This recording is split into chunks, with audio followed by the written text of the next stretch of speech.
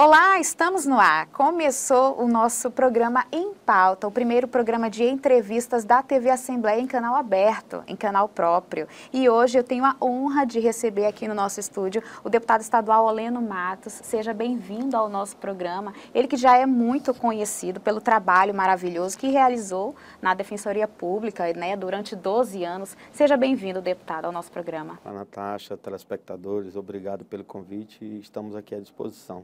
É isso aí. Além do trabalho maravilhoso que ele realizou, né, como eu já falei, na Defensoria Pública, a gente sabe que ele é um grande incentivador e praticante do esporte. Deputado, como foi que começou essa paixão? Na realidade, essa paixão começou ainda morando no Nordeste, em Teresina, no Piauí, quando meu pai tinha um time de futebol. E a gente já nasceu ali vivendo essa questão das competições, né, viajando com o time, e virou amor, né? E esse amor pelo esporte foi crescendo cada vez mais, e quando nós chegamos à adolescência, a gente percebeu que a gente tinha a capacidade de agregar muito com o esporte, mais amizades, mais pessoas ao nosso redor, e fomos mantendo essa tradição de ter um time.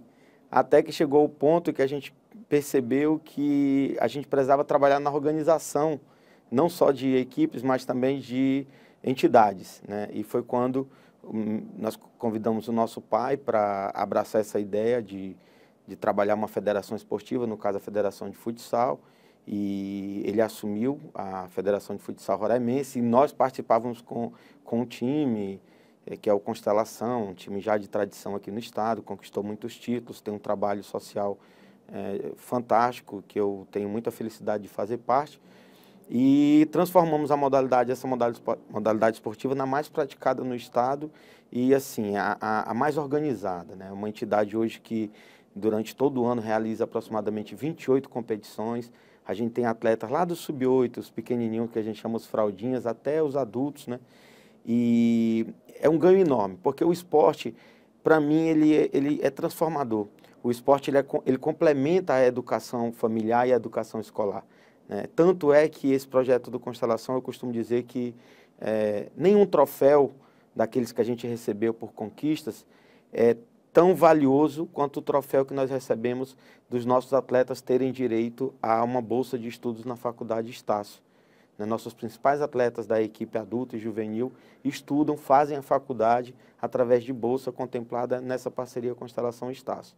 Então, assim, eu me sinto um campeão mundial no dia que eu tenho um atleta, como eu vou dar o exemplo do Eric, que acabou de se formar em Direito, já passou no exame da OAB, né, que é um atleta nosso há 14 anos e se formou graças a esse projeto, né? E eu espero que isso, as demais entidades privadas olhem para o esporte dessa maneira e contribuam, porque a gente vai estar contribuindo não só com o atleta, mas para a educação da nossa população, dos nossos jovens. Era justamente isso que eu ia comentar, isso que eu ia perguntar. O senhor acha que o esporte é a solução para grande parte dos problemas enfrentados pelos jovens no Brasil? Nós temos um grande problema a enfrentar no nosso país e em Roraima, especificamente, que é a questão das drogas, né? E quando você tem uma política forte na área do esporte, nós temos que entender que o esporte é uma política pública fundamental, né? O esporte ele é complementar e é barato, e ele pode muito bem atingir todas as camadas da população. Todo esse problema que a gente enfrenta hoje com relação à violência, com relação ao número de jovens cada vez mais entrando para o mundo das drogas e até consumindo drogas, pode ser combatido com um trabalho mais fortalecido na área esportiva. Enquanto candidato, uma das nossas promessas de campanha foi lutar pela criação da Secretaria de Esportes. E hoje já conversamos com a governadora e ela já concordou para o orçamento do ano que vem a gente deliberar não só a figura do Instituto de Esporte, que hoje é ligada à Secretaria de Educação, mas efetivamente a criação da Secretaria de Esportes. Qual a importância disso? A importância é que a gente vai poder tratar o esporte de maneira específica e, principalmente, buscar recursos. Nós vivemos num país hoje que acabou de sediar uma Copa do Mundo, né? E vai sediar no ano que vem as Olimpíadas, que é a maior competição do planeta, né? Então, temos recursos, temos condições de alavancar Roraima nesse sentido. Eu não estou falando só do esporte de alto rendimento, mas de poder... quantos ginásios hoje a gente tem espalhados pelo estado todo que não são utilizados em sua plenitude, que ficam em espaços à noite, à tarde, pela manhã sem uso, que a gente podia estar desenvolvendo programas sociais e complementando a carga dessas crianças, desses jovens que ficam sem fazer nada, né? Então eu acredito muito no esporte, sou exemplo vivo disso, não só com relação à minha pessoa, mas com relação às crianças que já pude trabalhar, né, na certeza de que nós ajudamos muito as famílias e na educação, assim como também a própria educação escolar, complementar aquilo que o professor faz em sala de aula. É isso aí. O senhor comentou a questão das drogas, que muitos jovens, né, passam por esse problema. A forma como o Brasil trata os menores infratores, o senhor acha que tem resultado? Pode melhorar, mas eu acredito piamente que não vai ser com a redução da maioridade penal. É uma temática complicada de debater no país, porque nós vivemos numa sociedade fragilizada pela insegurança. Então, para a gente é muito mais fácil apresentar a solução do encarceramento. Mas eu sou, além de deputado, de estar como deputado, eu sou advogado e um advogado garantista, um defensor público garantista. O que significa isso?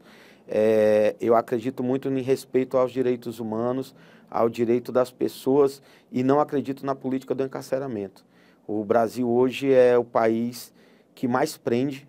A gente hoje já é a 4ª população carcerária no mundo, caminhando a passos largos para se tornar a primeira. Haja visto que a China, a Rússia e os Estados Unidos, a cada ano eles diminuem o número de presos e o Brasil, pelo contrário, só faz aumentar. Chegamos agora à marca de 600 mil pessoas dentro do sistema prisional. Então, eu acredito que não é por aí.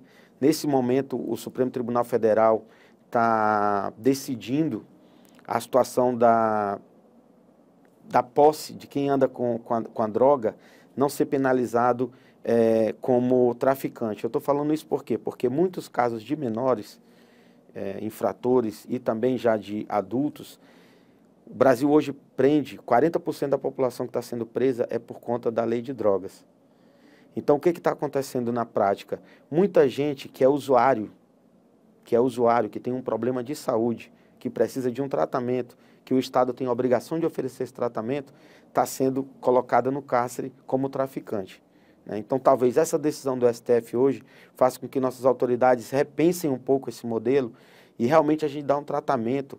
Está sendo implantado agora no país e vai ser implantado aqui em Roraima a partir do dia 4 de setembro, quando o ministro Ricardo Lewandowski, presidente do Conselho Nacional de Justiça e também do Supremo Tribunal Federal, vai estar aqui no estado lançando a audiência de custódia. Nós vamos ver isso claramente, que a situação, o preso agora ele é obrigado a ser apresentado por um juiz em 24 horas. Ele vai ter que estar na presença do juiz, do promotor, de um defensor ou advogado. E nós vamos perceber na prática a quantidade, porque o usuário, o viciado, a característica dele, nós percebemos, qualquer um percebe, né? São marcas assim, aquele semblante doentio, as mãos amareladas, aquela coisa que o juiz percebe, que o promotor percebe na hora. Então talvez seja um momento em que nós vamos realmente parar e pensar, gente, nós temos que cuidar melhor da nossa sociedade. A gente está com um problema muito sério que não está sendo tratado da melhor maneira. O senhor falou em sistema prisional e eu lembrei justamente sobre isso, sobre a audiência de custódia, né, que foi uma sugestão sua para o TJ. Na verdade, essa seria, então, uma alternativa para desafogar o sistema prisional, é isso? O principal ponto da audiência de custódia é o respeito à legislação vigente, né? O Brasil, ele tem muitos acordos internacionais que o Brasil optou por fazer parte. No caso da audiência de custódia, ela é prevista no Pacto de São José. E há muito tempo, desde 1992, que o Brasil deveria já estar cumprindo essa situação da audiência de custódia. Infelizmente, está chegando de forma tardia, mas está chegando, né? No primeiro momento nas capitais. Então, a importância da audiência de custódia, além de tudo, é combater o mau encarceramento.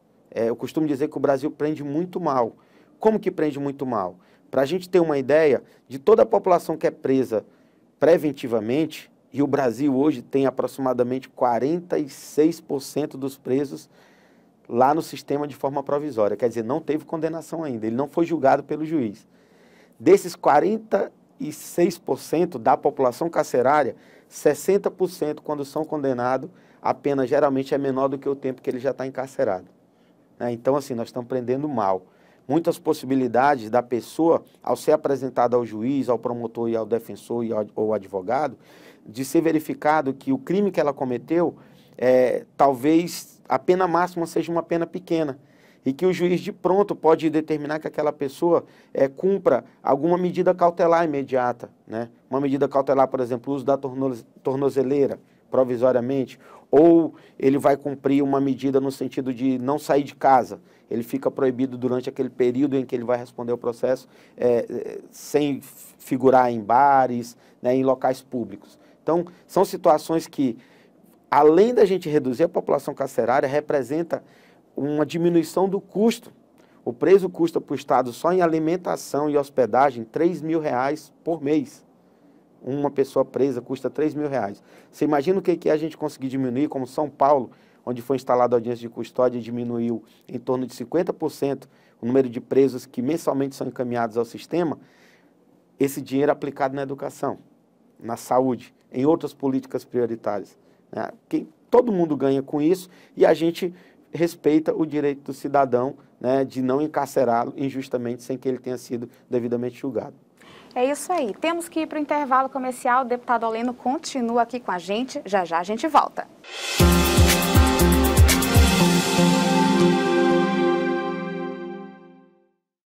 Voltamos com mais um bloco do programa Em Pauta. Deputado Oleno Matos continua aqui comigo. Vamos continuar falando do sistema prisional, audiência de custódia. Deputado, com relação a esse assunto, como que o senhor vê os conselhos? Nós temos, no caso da audiência de custódia, a situação do Conselho Penitenciário.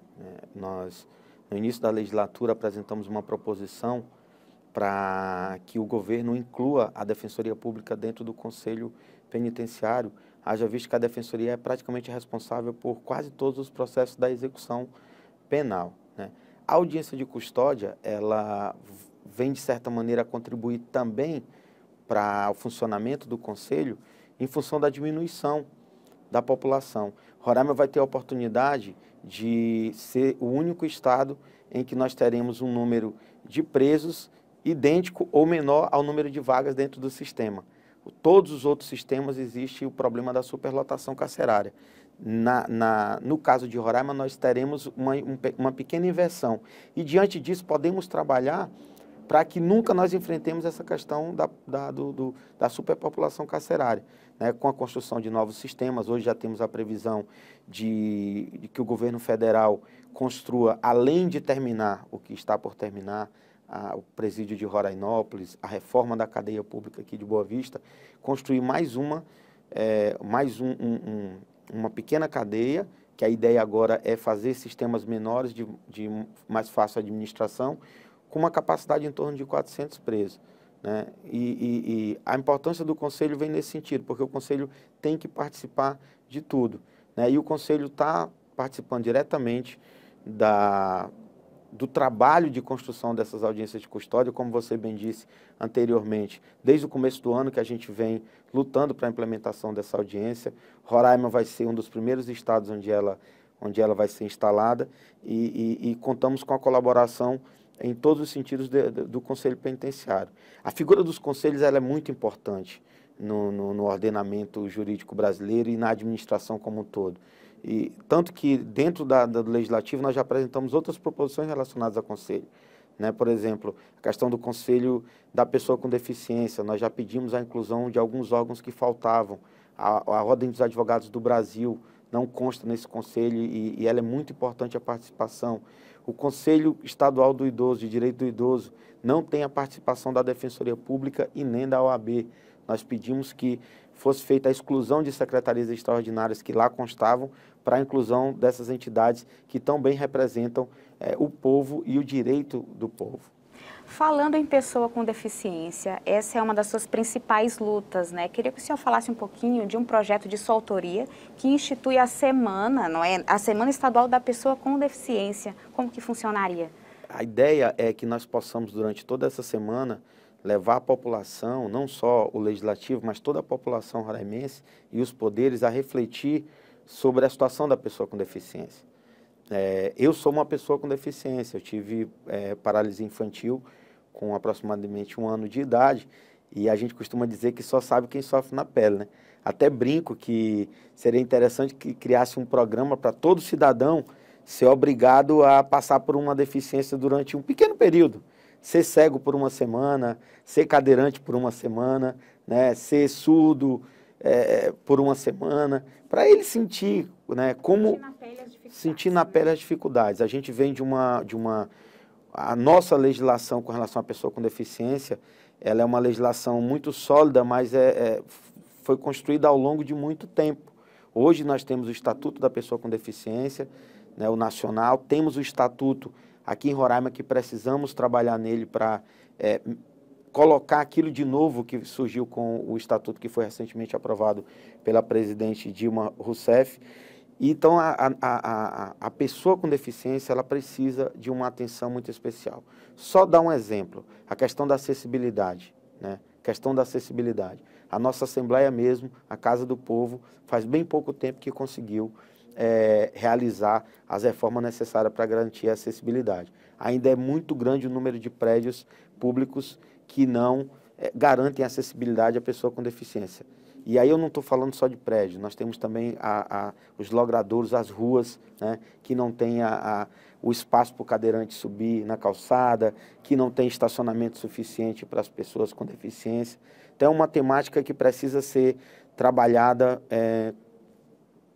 com muita força. Tanto é que, aproveitando a fala da pessoa com deficiência, nós também propusemos aqui na casa, além da Semana da Pessoa com Deficiência, onde a gente quer trazer um amplo debate para dentro da Assembleia e com toda a população, nós propusemos, como somos integrantes da comissão, né, da Comissão de Direitos da Mulher, da Criança e do Adolescente, do Idoso, da Pessoa com Deficiência e do Bem-Estar, a gente fez uma proposição dentro da comissão para que essa comissão seja desmembrada, para, a partir daí, a gente ter criado 2 comissões diferentes. Fica a comissão como está, retirando a pessoa com deficiência e o idoso. A pessoa com deficiência, por conta disso que eu falei, das especificidades, e porque o número de pessoas com deficiência é muito grande e não para de crescer, porque geralmente a gente liga a deficiência a algum problema que você teve quando do nascimento, né, ou uma situação que congênita. Não é. A gente tem o caso, por exemplo, dos acidentes de trânsito, que produzem o maior número de pessoas com deficiência, né? Qualquer um de nós está sujeito a isso. E então a ideia é que essas pessoas sejam tratadas dentro de uma comissão especial e única, junto com os idosos. Por que os idosos? Porque também o Brasil e o mundo enfrentam um processo de envelhecimento. A nossa população, a expectativa de vida não para de aumentar, né? Graças a Deus, a gente está vivendo mais. E à medida que a gente vive mais, essa população de idosos vai ficando cada vez maior. E quando a gente vai ficando mais velho, a gente vai começando também a ter uma saúde mais frágil. E aí vem os problemas de saúde, vem algumas sequelas, acidentes de forma mais comum, por conta da questão física mesmo. E o idoso tem uma grande probabilidade, né, maior do que uma pessoa que não está ainda numa idade avançada, de adquirir uma deficiência. Então, a ideia de aglutinar essas 2 políticas numa comissão surgiu, apresentei, né, foi de pronto acatado pela presidente da nossa comissão, a deputada Ângela Águida Portela, que submeteu aos demais pares e foi aprovado por unanimidade. E essa semana nós tivemos a felicidade de aprovar já o projeto de resolução, encaminhando ao plenário da Casa essa proposta de alteração no regimento interno, com o desmembramento da comissão e a criação, onde serão 2 comissões, uma comissão se transformará em 2, e eu acredito que já na semana que vem essa situação deve ser pautada e se tudo correr como nós esperamos, já em setembro a gente deve estar formando essa nova comissão através da indicação dos blocos e das lideranças para já estar atuando de forma mais enfática com relação ao direito da pessoa com deficiência e do idoso. Muito bom, então é mais uma ação que vem dar uma atenção especial para esse público que precisa tanto desse carinho, né? Isso, e veja a importância, a gente vai estar trabalhando com mais força a política da pessoa com deficiência e do idoso e vai poder deixar na outra comissão, né, os membros daquela comissão dando uma atenção também, mais que especial, ao direito da mulher e da criança e do adolescente. Então, é a Assembleia buscando fortalecer seus mecanismos de atuação, já que essas comissões são de fundamental importância, né, para as redes em torno dessas políticas e para a fiscalização dos demais poderes. É isso aí, tem que chamar mais um intervalo. Deputado Oleno continua aqui comigo, já já a gente volta. Até já!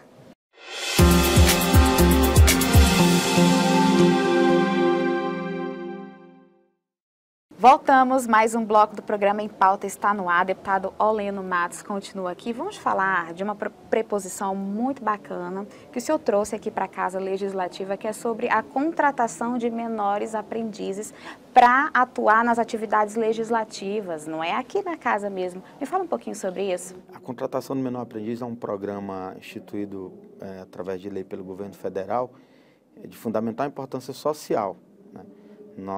Nesse programa a gente tem a possibilidade de contratar, no caso específico do projeto que nós apresentamos, menores que estudem na rede de ensino pública, né?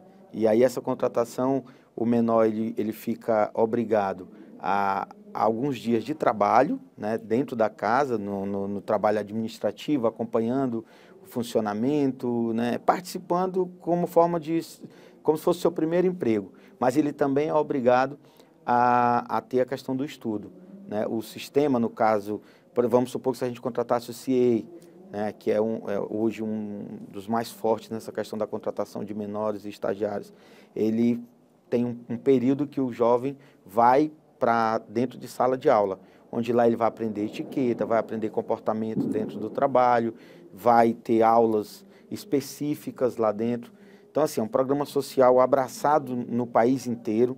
E eu acredito muito que a Assembleia Legislativa do Estado de Roraima não pode ficar fora disso. Então, nós apresentamos a proposição, sabemos que hoje a Assembleia passa por uma dificuldade, não só a Assembleia, mas o país como um todo, né? A gente vive um momento de crise, mas eu sei que a mesa diretora e toda a composição da Assembleia, no momento adequado, vai apreciar, hoje está em fase de análise, e nós teremos, se Deus quiser, já para 2016, um número, né, um número até considerável de jovens, né, de jovens aqui trabalhando dentro da Assembleia na condição de menor. Podemos falar também da contratação de estagiários, né, de estudantes universitários, que também será uma ação muito importante para esse momento de crise.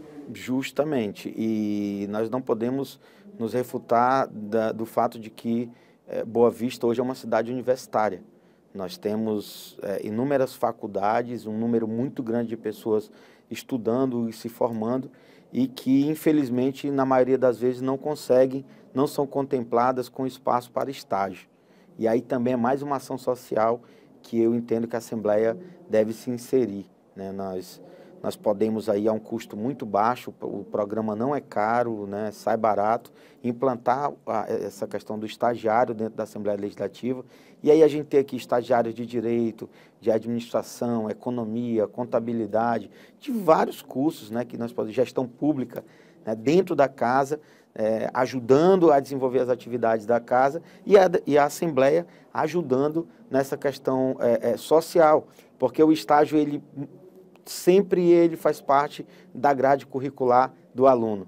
E muitas vezes, nem o estágio voluntário os alunos conseguem local para fazer esse estágio. Então, a Assembleia, adotando esse programa, que já é adotado no estado de Roraima por vários órgãos, a exemplo, o Tribunal de Justiça, Ministério Público, Defensoria Pública, Tribunal de Contas, já adotam e é um sucesso. Então, nós queremos também que, num prazo exíguo de tempo, a Assembleia tenha seus estagiários próprios dentro da casa. E com isso o Poder Legislativo também ganha muito, né? Ganha muito e a gente termina por construir aquilo que nós sonhamos dentro da Assembleia, né?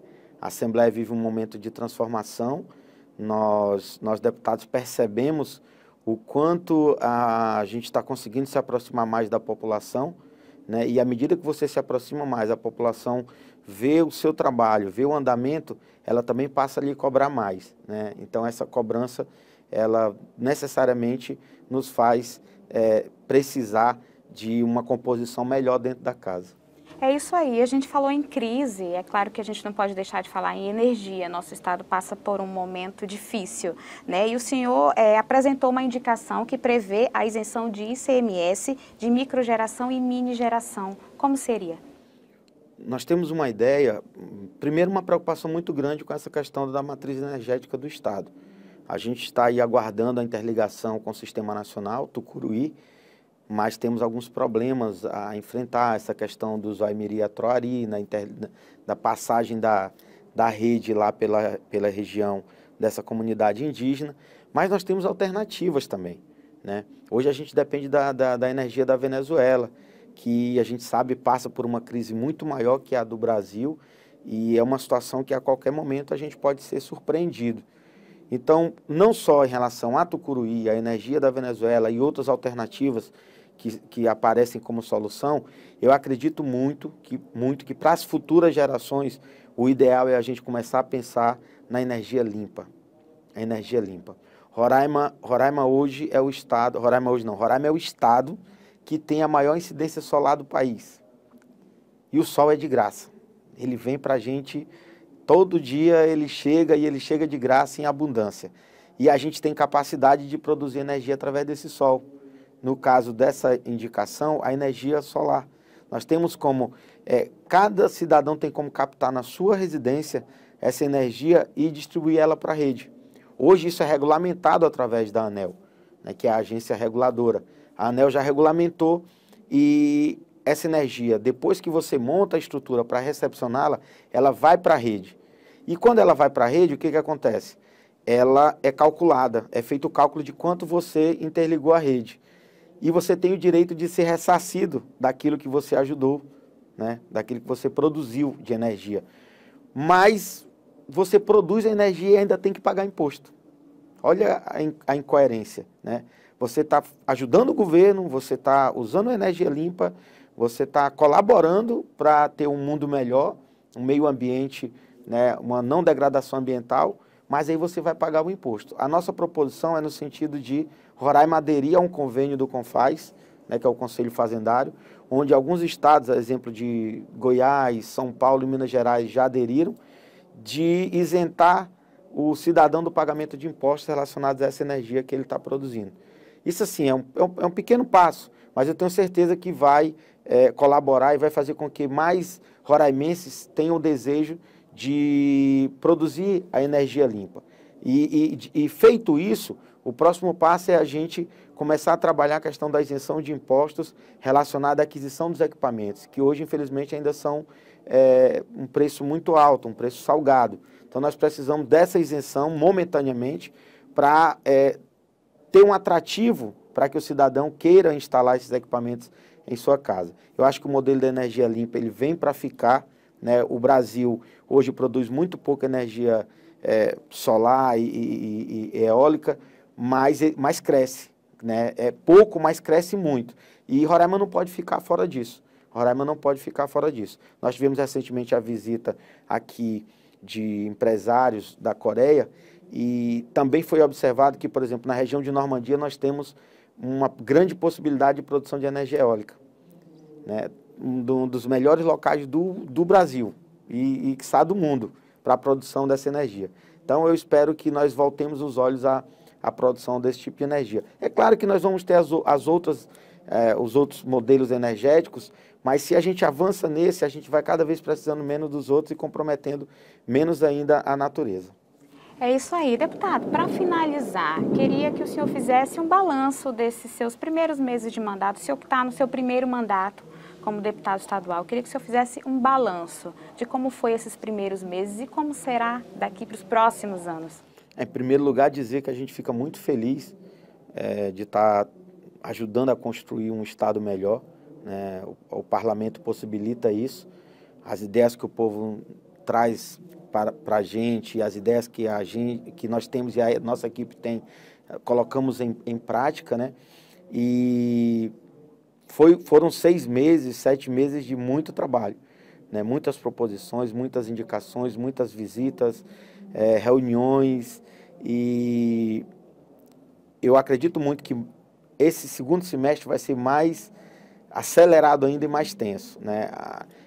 Eu costumo dizer para as pessoas que nós não estamos ainda no furacão da crise. A crise está começando e ela tem que ser enfrentada de frente, e a gente tem que buscar alternativas.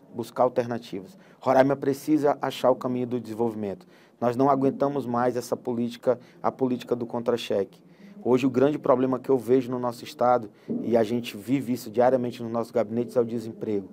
A população, famílias inteiras desempregadas, porque nós não temos ainda indústrias, nós não temos mecanismos de colocar essas pessoas no mercado de trabalho. Então nós temos que ter uma atenção especial, a Assembleia Legislativa tem que ter uma atenção especial quanto a isso. E para que a gente possa fomentar isso, só através de mecanismos que façam com que os empresários se sintam à vontade de atuar em Roraima. Exemplo do agronegócio, onde a gente está tentando regularizar a questão das terras, né, de uma forma mais rápida, para que a gente melhore a nossa produção, para que a gente avance no nosso PIB, né, e Roraima seja aquela Roraima que a gente quer para todos, né, uma Roraima boa de se viver. É isso aí, e o desejo que fica é esse, que a gente consiga encontrar o caminho do desenvolvimento. É isso, deputado. Deputado, mais uma vez, obrigada pela sua presença. O senhor é sempre bem-vindo por aqui. Nós que agradecemos e, mais uma vez, nos colocamos à disposição sempre que necessário. É isso aí. Então, mais uma edição do programa Em Pauta fica por aqui. Até a próxima.